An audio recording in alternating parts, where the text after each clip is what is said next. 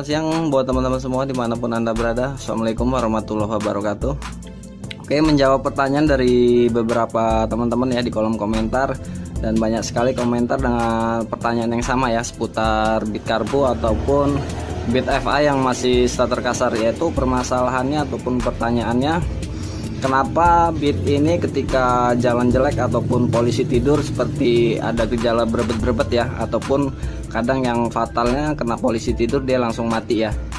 Jadi seperti yang saya jawab di kolom komentar, yaitu permasalahannya ada di seputaran kabel spool ya guys ya. Dan kebetulan kita lagi ada medianya ini ya, tapi motor ini sehat sih, nggak ada permasalahan di seputar kabel yang putus tadi ya ataupun berebet-berebet. Jadi ini hanya gambaran aja buat teman-teman supaya lebih paham ya. Jadi saya gambarkan sebentar. Jadi permasalahan yang sering terjadi kalau bit karbu ini ataupun bit FI yang pertama kali ya, ataupun masih starter kasar, sering terjadi berebet ataupun di polisi tidur sering mati, fatalnya ya. Kadang berebet-berebet di jalan jelek juga. Jadi permasalahannya dia itu ada di kabel spool. Kalau teman-teman lihat, teman-teman buka di bagian cover depan ini ya. Ketika udah dibuka nanti akan kelihatan kabel yang berwarna kuning, putih, dan biru ya. Nah kalau teman-teman lihat ini, jadi sebab kenapa si motor ini kalau polisi tidur ataupun jalan jelek itu selalu berebet ya, karena terjadinya putus kabel ya di dalam kabel ini. Dan putusnya pun dia bukan di bagian luar ya guys ya, jadi hanya di bagian serabutnya aja. Makanya kenapa kalau di jalan halus dia masih hidup normal, karena serabut itu masih saling nyaut ya arusnya ya, masih saling terhubung, makanya dia aman-aman aja. Dan ketika jalan jelek ataupun polisi tidur kan otomatis kerja shock itu semakin berat ya, makanya dia selalu ngesok. Nah si kabel ini serabutnya mulai ketarik. Seiring jauhnya serabut itu makanya terjadi berebet-berebet, dan fatalnya lagi kalau udah nggak kejangkau dia akan mati mesin itu ya. Karena yang membuat mesin mati itu dia di bagian kabel yang warna biru kuning ini, karena ini kan kabel pulsar. Sedangkan kalau motor nggak ada sinyal dari pulsar itu dia akan mati total ya, nggak mau hidup sama sekali. Sedangkan kalau yang putus di bagian kabel putih ataupun kuning, dia belum terjadi efeknya, nggak langsung, karena dengan catatan si aki masih sehat ya. Karena ini kan untuk pengecasan di aki, dan di kuning ini lampu. Nah mungkin lampu aja yang mulai kedap-kedip ya. Jadi seperti itu. Jadi kalau malam mungkin kelihatan kalau kabel kuning yang putus. Dan kenapa bisa terjadi seperti itu ya, sebenarnya yang buat putus itu karena kabel ini terlalu tegang ya. Jadi sistem pengikat di kabelnya dia seperti ini, dan ada satu lagi di bagian cover body mesin di bagian dalam sini ya. Nah jadi saya himbau buat teman-teman, kalau udah dibenerin sebisa mungkin ini klemnya nggak usah dipasang, nggak apa-apa, karena dia nantinya akan terlalu tegang. Kecuali kalau kita sambung kabel yang lebih panjang lagi ya, nah itu mungkin aman-aman aja, karena kan dia semakin ngesok itu semakin ketarik si bagian kabel ini ya. Dan ini coba kita buka dulu ya biar teman-teman paham. Dan ini udah kita coba lepas ya dari dudukannya. Dan sebenarnya yang bikin kabel itu putus di bit karbu ataupun bit FI yang pertama ya, jadi adanya sistem klem ini ya, ataupun sistem pengikat di kabel ini. Jadi dia terlalu tegang ya guys ya, seiring kerja shock semakin bertambah kan otomatis dia ngeper ya shock itu ya, jadi dia kabel itu mulai ketarik.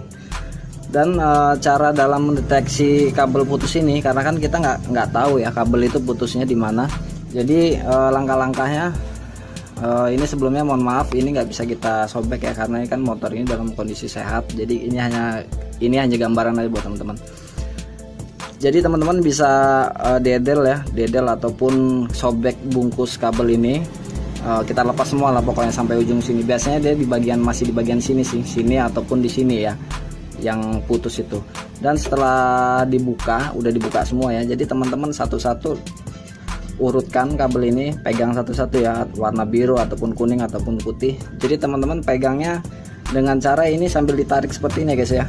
Karena kan kalau kasat mata ini nggak akan putus semua itu, jadi masih utuh kondisinya, karena kan serabut yang dalamnya jadi yang putus ya.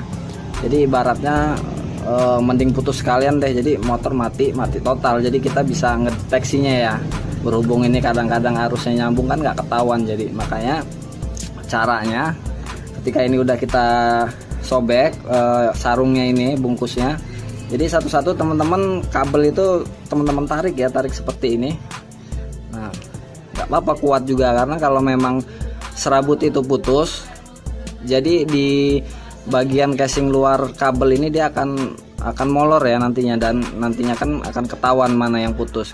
Saya contohkan dulu. Nah, ini serabutnya udah kita buang ya guys ya. Jadi cara ngecek ya, kalau teman-teman tarik seperti ini, kalau kabel itu memang putus, kita tarik nih. Nah, dia akan melar di bagian kabel ini, kan akan ketahuan nantinya ya. Tuh, semakin panjang istilahnya ya, dia molor.